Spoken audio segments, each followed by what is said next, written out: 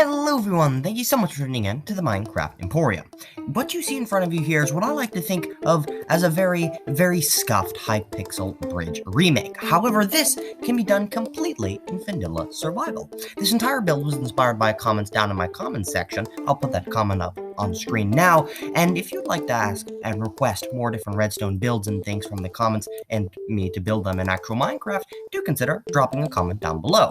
Now, the way this entire build works is, of course, as I mentioned, based off of the game Bridge, where two players, one red and one blue, run across a very narrow bridge in order to battle each other, block across, hit each other off, etc., and then reach the other side. Now, what I have here is a bridge made of regenerating cobblestone. The reason why it's regenerating will be apparent very soon, and we have a floor where all of the items are collected. I'll get to that soon.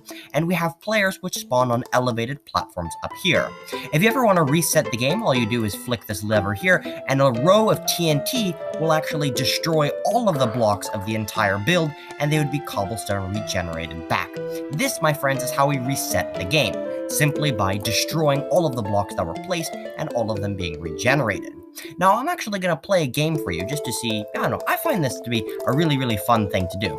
But by setting yourself into game mode survival and then setting your spawn up in the bed top here, you will then walk down onto the floor below, take a whole bunch of damage. This is important because we want to die of full damage when we fall inside of the contraption. Stand on this pressure plate here in order to get as many blocks as we want. Again, it's strategic. You know, if you want more blocks, you have to wait for the opponent to come to you. If you want less, you risk having not enough, and so forth. And then we can actually block across and then do whatever stunts we want. However, as soon as we hit the ground, we will then die of full damage. And you might be wondering, Alex, how on earth can we die of full damage when there are so many waterlogged blocks down there?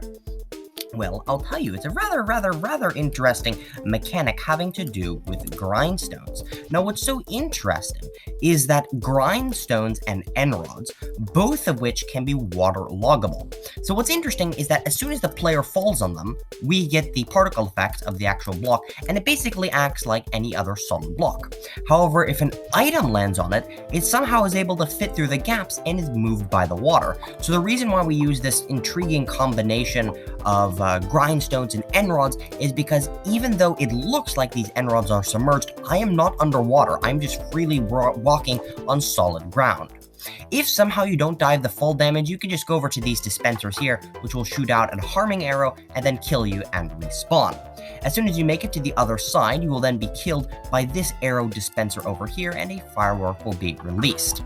There's nothing too much more to say other than I hope you really do enjoy. I'm going to play just another round, this time from the red side again. Again, it's always a good idea to reset the match between each little game. So we flick the redstone lamp, and as you can see, all of the TNT completely obliterates everything that we have down there. As always, as I mentioned, it's very scuffed, and so you're not always going to get every single block each time, but nonetheless, I think it's still sufficient to have a little bit of fun on a multiplayer server. Again, set our spawn. Oh, we didn't actually set our spawn right there, and then walk across the platform and get ourselves some wool and then block across. Here we go. Can I parkour? Can I be a bridging god? And yeah, look at that. I beat myself and I'm the winner of this championship.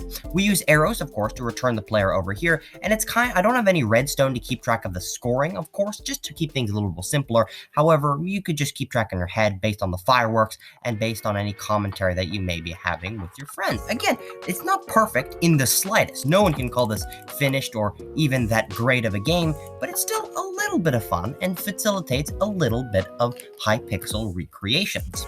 That is probably going to do things for today's video. As always, if you enjoyed, it would mean the absolute world to me if you consider subscribing. This build took easily 3 hours of tinkering. Although it might not seem like it, I had to go through so many iterations and tear out things and so much more. And so it would just be truly fantastic if you could consider dropping a comment down below with your thoughts, leaving a like, or even subscribing for Redstone and Minecraft in general, taken through a unique lens, you could say. In any case, thank you so much for watching, and take care.